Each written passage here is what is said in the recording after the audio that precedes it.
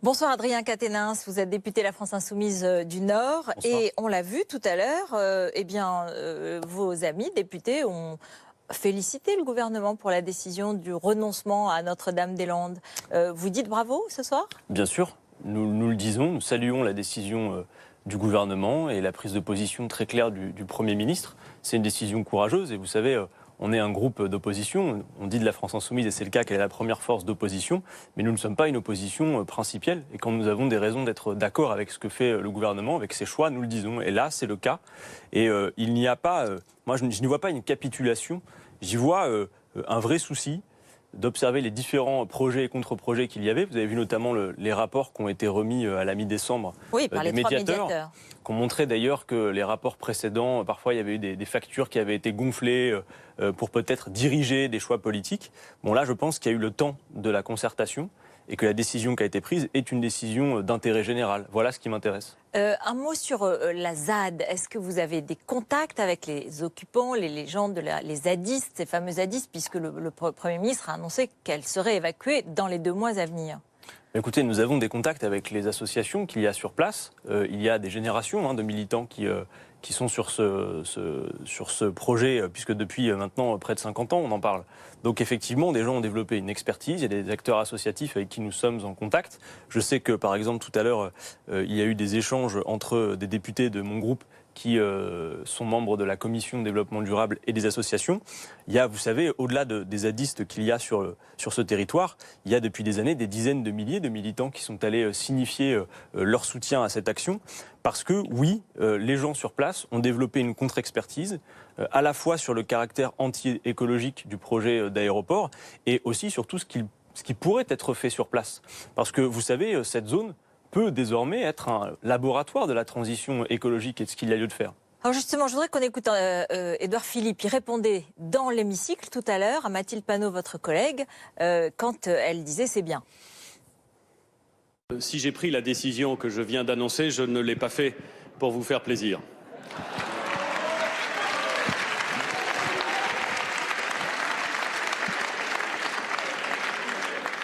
Le projet ne se fera pas, c'est vrai.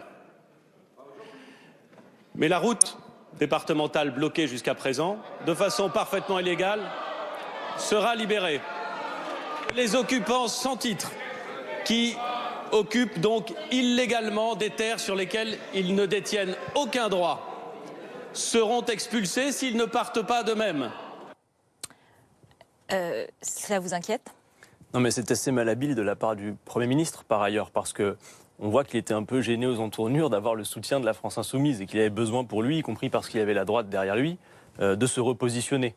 Mais oui, il peut nous arriver de soutenir le gouvernement. Et par ailleurs, il y a cet effet un peu coup de menton de dire « mais nous allons par la force peut-être réussir à dégager la route départementale ». Vous êtes d'accord sur le principe de l'évacuation ou pas ? Attendez, j'y viens sur l'évacuation. Par contre, il a parlé de la route départementale. Mais vous savez que déjà depuis hier, les militants qui sont sur place ont expliqué que s'il y avait une décision et que le gouvernement reculait sur la question du projet Notre-Dame-des-Landes, bien évidemment, la route serait dégagée. Donc ce qu'Édouard Philippe prétendait conquérir prochainement, c'est déjà acquis.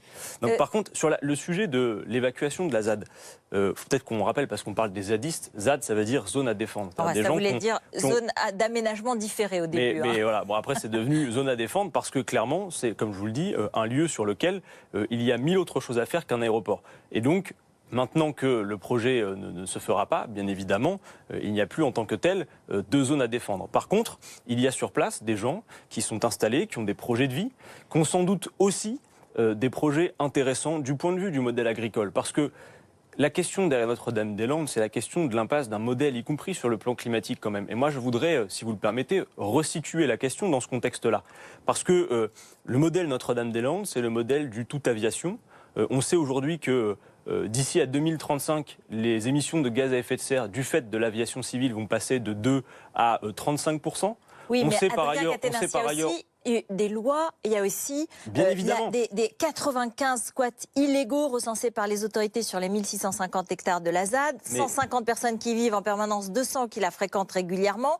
Il y a eu des violences, il y a eu dans ces zadistes, il y a eu des personnalités qui ont exercé des violences, qui ont mis beaucoup d'agitation dans les centres-villes de Rennes, de Nantes. Est-ce que tout cela, ça doit être fini ou pas? Est-ce que là-dessus, vous êtes d'accord? Vous prenez le problème par le mauvais bout. Moi, je vois d'abord et avant tout des militants qui ont, je vous le dis, sérieusement développé une contre-expertise. Et d'ailleurs, la décision du gouvernement, elle se fait aussi parce qu'ils ont été à l'écoute de ce qu'ont eu à dire les militants. Mais vous savez, ce n'est pas neuf. Moi, je prends parfois cet exemple du Larzac. Vous vous souvenez qu'à l'époque, il y a eu des luttes et assez claires. Et aujourd'hui, qu'est-ce qui se passe sur ce territoire?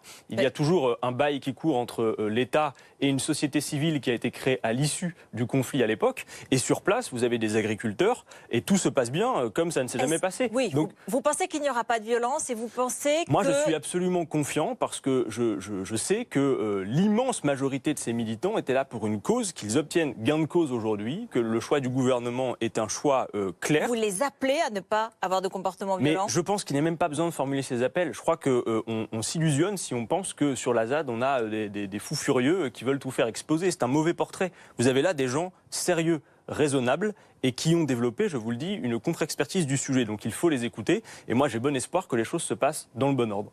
Merci beaucoup, Adrien Quatennens, pour cet avis.